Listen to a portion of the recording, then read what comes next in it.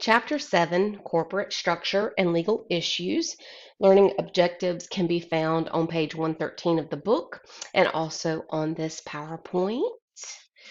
Healthcare corporations. So their healthcare used to be mainly not for profit, and then they started incorporating themselves. And I did not catch when that actually started happening. I'm gonna obviously 19th century is, but I don't know when. Anyway, so healthcare corporations are incorporated under state law as freestanding for-profit or not-for-profit. These corporations must have governing bodies like board of directors, CEO.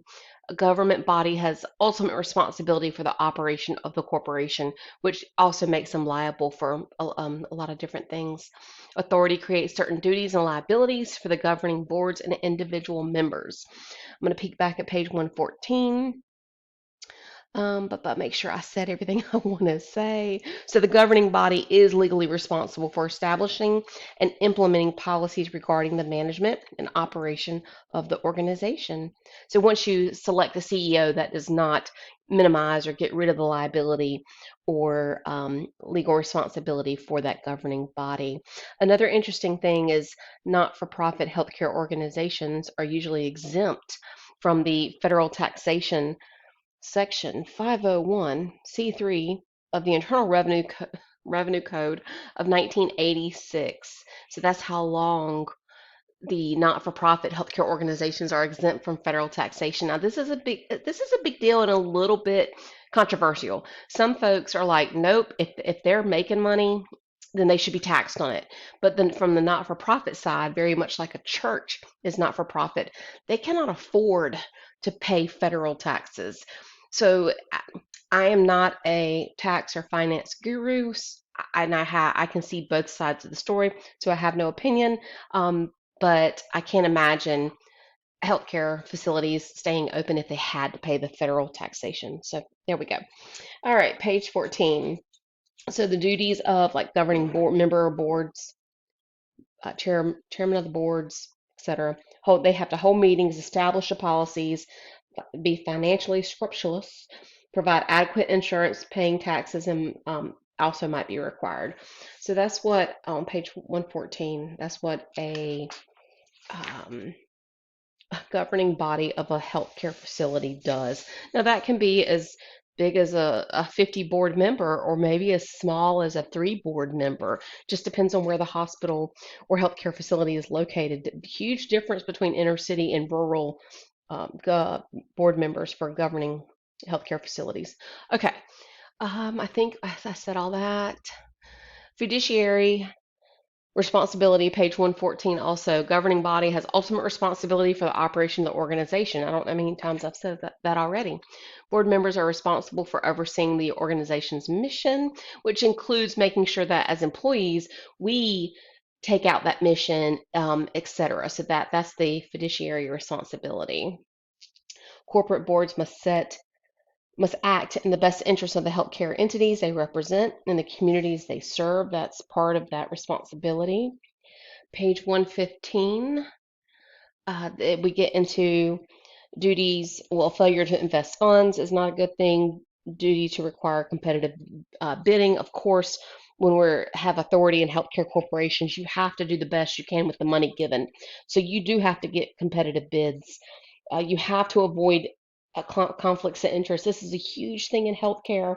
And if there's any opportunity to promote self-interest, it can be very detrimental on a healthcare organization. So governing bodies, the members must refrain from self-dealing and avoid conflict and self-interest situations.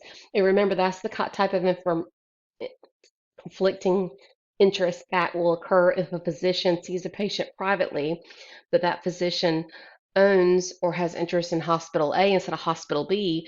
So even though it may serve the patient better to go to hospital B, the physician refers that patient to hospital A. That is a huge conflict of interest. Another example of that are surgeons prescribing certain antibiotics prior to surgery, especially if that surgeon owns part of the company that makes the antibiotic. Not a big deal if you can prove that that was the best antibiotic choice. But if there's another antibiotic choice that is better, and the patient has an allergic reaction or an infection, then suddenly the liability and the conflict of interest comes about. Okay, page 15 continues. Then we get into page 16 where it's talking about express corporate authority, authorized, designated by statute. It is express corporate authority is the power specifically delegated by statute. Healthcare corporation derives its authority to act on from the laws of the state. There's also implied authority of corporations, just like there is implied law. So, implied corporate authority is the right to perform any and all necessary acts to exercise corporations expressly conferred. Okay. The governing body, at its own discretion, can enact new bylaws, rules, regulations, purchase and mortgage of property, borrow money, purchase equipment, select their employees. It's that implied authority. The Ultra Vires Act, that's a Latin term for beyond the powers. A governing body can be held liable for acting beyond its scope of authority, which is either expressed or implied. So you don't want to do that and have a negative outcome. All right, so corporate committees. Oh, there's so many. Several of them are listed in the book. Executive committee, joint conference committee, finance committee. Of course, finance is all about making decisions with budgets and money, etc. Patient care committee, planning committee, safety committee. These are all important. And I just recommend you reading and knowing, um, what does the audit and regulatory compliance committee do? They collect analysis and make recommendations. They audit. All right, keep going. There are 40 slides, so I'm going to try to make this quick. Bylaws committee. Oh, it's going to go through each one of them individually. All right, so I am going to go through these slides real quick. There's a bylaws committee, finance committee, joint conference committee, and really the definition of these is very straightforward. Planning committee. Oh, there's a part two for that one. The planning committee does do a lot of work. Patient care. This is very much about quality outcomes also when it comes to patient care. Somebody has got to review and evaluate how our patient care is occurring, the outcomes, and make changes if it's not well. Again, auditing policies and procedures. Audit committee responsibility, okay. Safety committee is very important. So yearly at the healthcare institution that I work for, we have to do yearly training on safety and missions and values and a lot of this stuff. Corporate ethics. Okay, let me flip the page here in the book, page 118. Corporate ethics describes the ethics of an organization, how it responds to internal and external circumstances affecting the organization's missions and values. We could do an entire class on healthcare ethics. But I think the book does a good job of minimizing it to like 2 pages. So take that for what it's worth. It's a heavy topic, but for this course, you just need to know the basics. Read the corporate code of ethic value statements. That's something we could apply to our daily life, not just our work life. Okay, so let me keep flipping. The SOX, it was signed into law in 2002 in response to the Enron debacle. You may not have heard of the Enron debacle, but you can certainly Google it. A lot of misuse of money, just to sum it up. And it's still around. This act is still around. It requires top executives of public corporations to vouch for the financial reports of their companies. That way, no one can say, well, I didn't know. We got to hold people accountable when stuff like this happens. Um, okay, here's more provisions of SOX. It's about self-regulation, oh yes, definitely examining incentives, searching for conflicts of interest. Corporate compliance. This is a big deal. This is something that my local hospital also has. It's an effective compliance program should include design, implementation, and enforcement of program policies, procedures, and processes to facilitate the prevention and detection of criminal conduct. And that's just necessary in a very audit type of way. Prevention reporting something before it happens. You detect it before it actually happens. And so that's a real thing for healthcare. Very applicable there. All right, this is the big topic for me in this chapter. So, corporate negligence, doctrine under which hospital is liable if it fails to uphold required standard of care.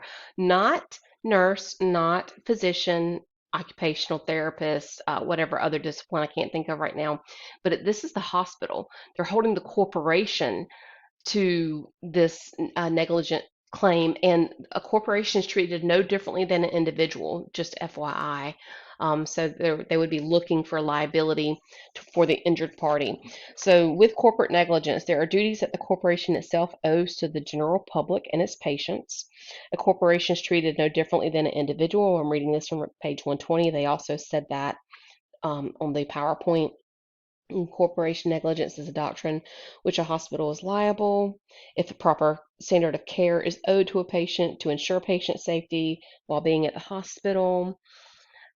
Page 121, corporate negligence occurs when a healthcare corporation fails to perform those duties it owes directly to or to anyone else whom a duty may extend. If such duty is breached and a patient is injured as a result of the breach, the organization can be held culpable under the theory of corporate negligence. And so your book's going to give you examples. I highly recommend reading and becoming very familiar with the Darling uh, the case. That is a benchmark case because it changed the way we did things. It changed the standard of care. It helped to establish a new standard of care. Okay, I'm going to keep going because I'm already at 11 minutes, or I'm going to end up with a 20-minute video. Boop, boop, boop, boop. Okay, so benchmark case trial. They keep talking about this. JCO standards. So JCO is something every healthcare facility.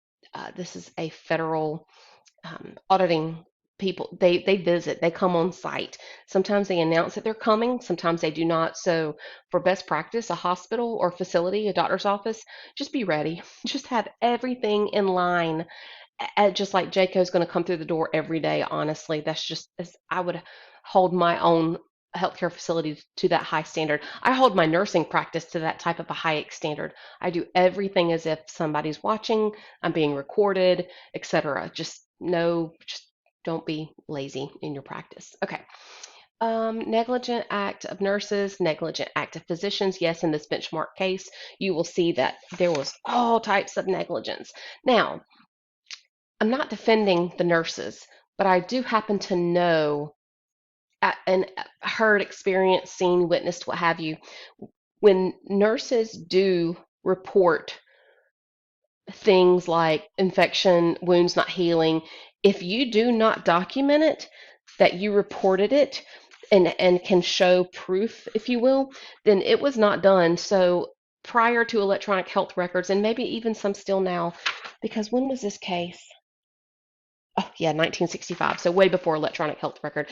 My point is, you would tell a physician or one of his associates, and it would just be overlooked. So I'm not saying that the nurses didn't say, didn't report this, but on the page 122, that last sentence in that paragraph, where the nurses were held negligent is that they did not bring the patient's condition to the administration's attention. So that's the whole benchmark, if you will. That's what made this case one of the issues that made it such a big deal.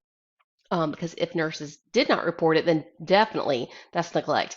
If they did report it, didn't document it, that's still neglect. If they did report it, they documented it, and they were ignored, then that is neglect of the physicians and not the nurses. Or supplemental staff. It's not always nurses. It could be a nurse aide. It could be a respiratory therapist that happened to see it. Everybody's liable and has a duty to report.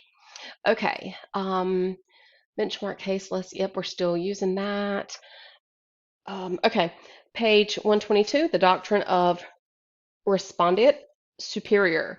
So this is when our healthcare language is full of Latin words, And if I didn't pronounce that right, it's okay. I've never taken Latin, but I do know some Latin words just from being in healthcare so long. Okay, so vicarious liability. This is where the employer is answerable to the torts committed by employees. So yes, my employer, your future employer, has to answer for your acts, for your wrongdoings, and that is why so many onboarding processes at healthcare facilities are intense, and I mean from 90 days to 6 months intense. So you graduate, you get your degree, you're hired on. They don't just let you go. You have to then complete uh, their coursework, their expectations, their onboarding process, because there is a doctrine that says, hey, you're responsible. If you hired them, you are responsible for them, training them, etc. And any good healthcare institution is going to want to make sure their employee has everything that they need to be successful and carry out standards of care and having excellent outcomes. So independent contractor, we've talked about this before. This They are responsible for his or her own negligent act. The relationship is established when the principal has no right of control over the manner in which the agent's work is to be performed. So again, this is our hired nurse anesthetist, anesthesiologist that the hospital doesn't directly employ, radiologists. They're not necessarily hospital employees or healthcare employees, but they come in to assist. Some emergency room physicians, if the emergency room is on red diversion, especially, they have like a float pool, if you will, that they call on for help that night. So that or that day, that person may not be that hospital employee, but they're an independent contractor. They have liabilities also. Governing bodies. So this is going to page 124, appointment of the CEO. Biggest thing with this is, again, the duty when you do appoint a CEO, the duty of the governing body does not cease. You still have to maintain and keep up with that institution. Medical staff bylaws, yes. Process of granting emergency staff privileges, that is a real thing. If a patient ever has a unique symptom or procedure planned, you can give staff from hospitals 200,000 miles away. Okay, that's exaggerating, but two hospitals away, two towns away, two states away, privileges. Even if there is a surgeon coming from another country, hospital boards of governing boards can give them emergency staff privileges. Now, once that person leaves, their staff privileges are gone, so it's a temporary thing. The CEO deals with hospital administrator license, code of ethics. I'm flipping the page. Let me move my PowerPoint. Medical staff is the CEO's responsibility, appointment of competent staff. All of these responsibilities do land in that governing body of a healthcare facility, which includes the CEO, whether I'm talking about a 5-person governing body or a 50-person governing body. They have to ensure safe workplace. They have to comply with laws and regulations. Accreditation is a huge thing. Okay. Some of this we've already read. Provide safe environment. Of course, they must provide adequate staff. And then when we get there as staff, they have to make sure we stay safe. We also, when I was speaking of those yearly competencies, we are trained on fire hazard and preventing falls and what to do if there is a fire, and even what to do if there is like a natural disaster. We get trained on that every year. All right, and so then page like 128 to the rest of the through the rest of the chapter. Is great information is what I was trying to say. But from page 132 on, read the different, like scenarios, if you will, toxic fumes, fire hazards, preventing the fall, hospital, how the patient had a case, or the plaintiff, I should say, in the parking lot, what happened in the hospital driveway, the window safety, how there was a case about, window safety, a loading dock being safe. It's a lot of responsibility for healthcare, corporate, uh, governing bodies, and everybody involved, all the way from the CEO to people who simply sweep our floors. Everybody in between is valuable and liable all at the same time. So, yeah, let me know if you have any questions.